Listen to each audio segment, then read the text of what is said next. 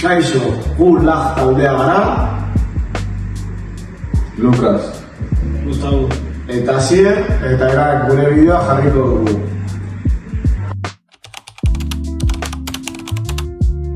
Bueno, esta sería la puerta 1, que sería la puerta online. Y con la llave del director podemos abrir todas las puertas.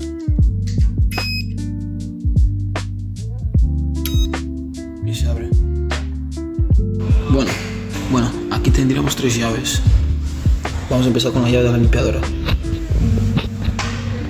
La llave de la limpiadora tiene su cierto tiempo y cuando no está de trabajo no tiene que funcionar, no tiene que abrir ninguna puerta. ¿Qué es lo que hace? No abre ninguna. Ahora la tarjeta, la llave del conserje. La llave del conserje puede abrir cualquier puerta en cualquier tiempo. Podemos ver cómo se abre. Y aquí luego podemos ver el tiempo, que es siempre, y las puertas que puede abrir.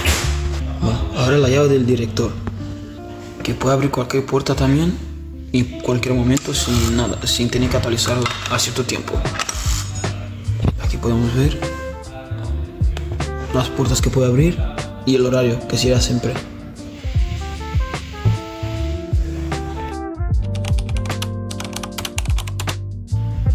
Bueno, lo primero que haríamos sería conectar todos los cables de alimentación a los altavoces y a la mesa de mezcla.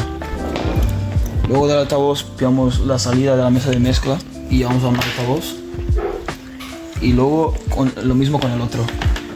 Luego el micrófono iría en el cable 1. Y luego la salida del micro iría a la entrada de este micro. Luego aquí sería donde pone sería la salida de los cascos. Y luego ya pasamos con regular la mesa.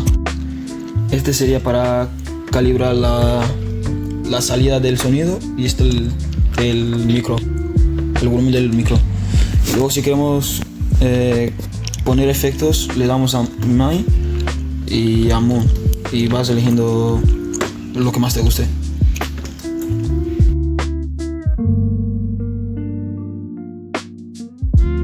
Hemen daukagu IZT-ko antena satelitala.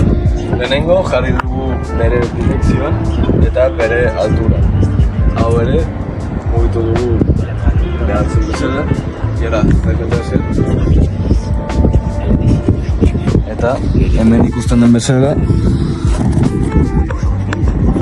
telebista pizten da eta hartu dugun espektroa eta kanala.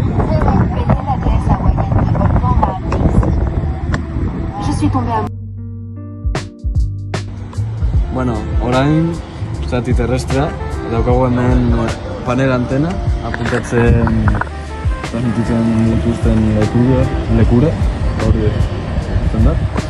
Eta ikusten den bezala daukagu kanal 28an eta hemen ikusten badugu daukagu mer eta beste datu importanteak.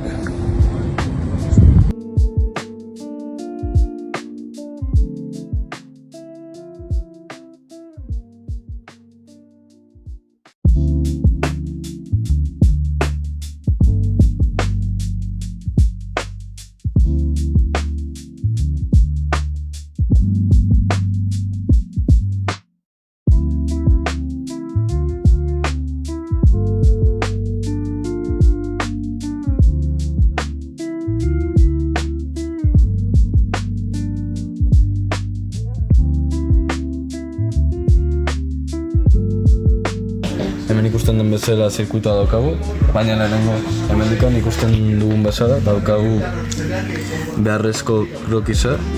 Bueno, simulazioa, hobeto esan da. Hemen daukagu simulazioen berdine. Ikusten den bezala daukagu potenziometroa, oktakopladore bat, kondentsadorea, transistorea eta bere diodoa. Relea ongi funtzionatzeko. Orain piztuko dugu oktakopuladorea tapatzean eta ikusten den bezala argia eta pertsiana aktibatuko ziren. pertsiana bere final de karrerara iristen denean geldituko zen eta bombilla itzaltzeko ez zen izango behar argia egotea, beraz tapatuko dugu hori simulatzeko.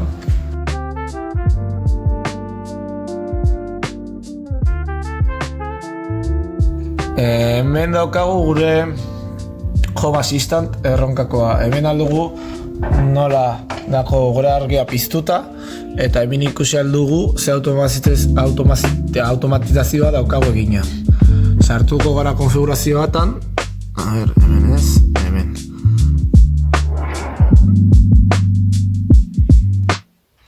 Eta hemen automatizazioetan aldugu ikusi nola daukagu.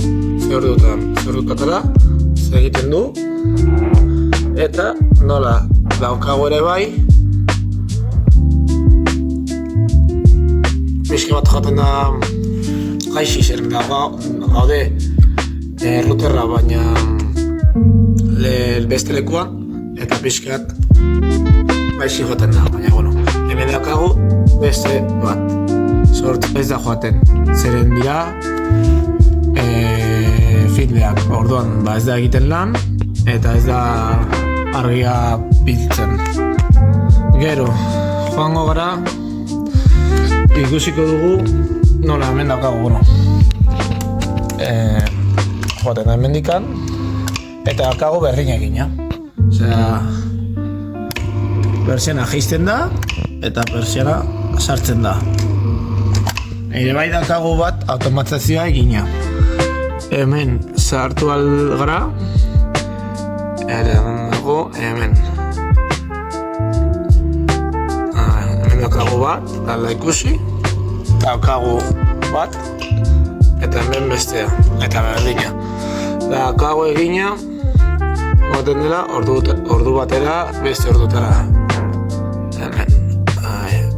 hemen alda ikusi PM ordutan jaisten da ikusteko jendea dagoela lan egiten. Gero, korronte hartunak, hemen daukagu, berdina. Hauek dira berdinak zen sartzean, egotea ja. Hemen daukagu berdina findak eta ordutegia. Normala.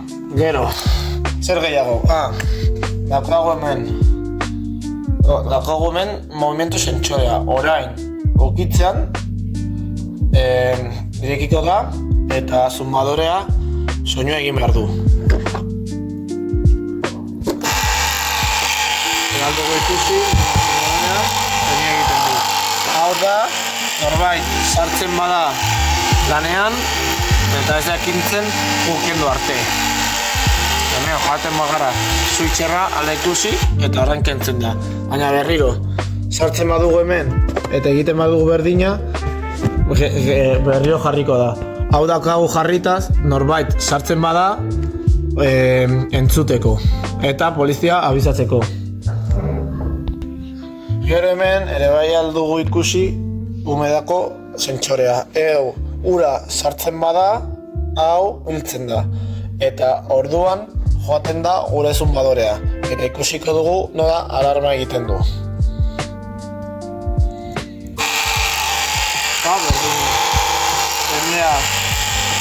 Entzuteko eta joateko. Hemen kentzen dugu. Hemen ikusi dugu gure esterak. Daukagu bi alarma eta horarios. Sartzean ikusiko da. Zer dago itzalita edo piztuta eta ze elementua den. Orain daukagu no disponible zeren ez dago korrontean. Eta hemen berdina daukagu horarioak eta hemen daukagu bombilla, ze horario dagoen, horario laboral, pertsianak ere bai, zer joaten dira eta korronte hartunak ere bai daude jarrita.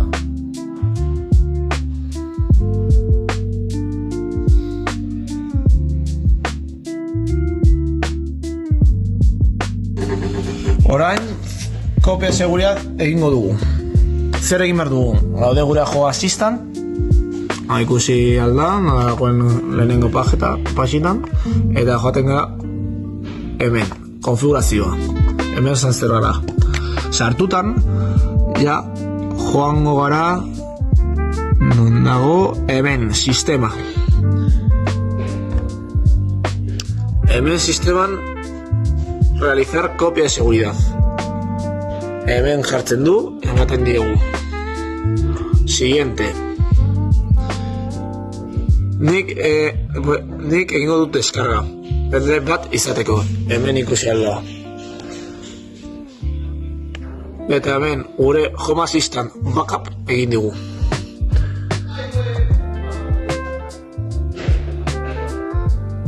Sartuko gara kopietat eta ikusiko dugu. Nola gure backup dela Home Assistant backup emergency. Pero ere bai gara joan hemen dikan.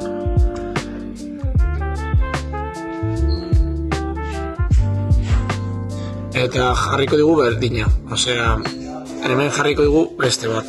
Eta egingo dugu beste kopia bat. Bestela da, zerbait garrantzitsua daukagu momentu batean oso azkar egiteko.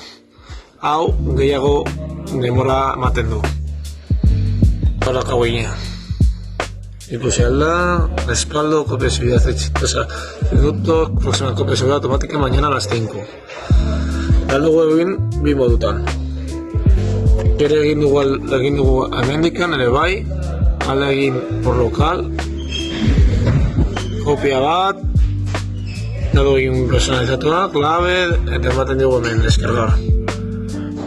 Hiru formatan aldugu egin.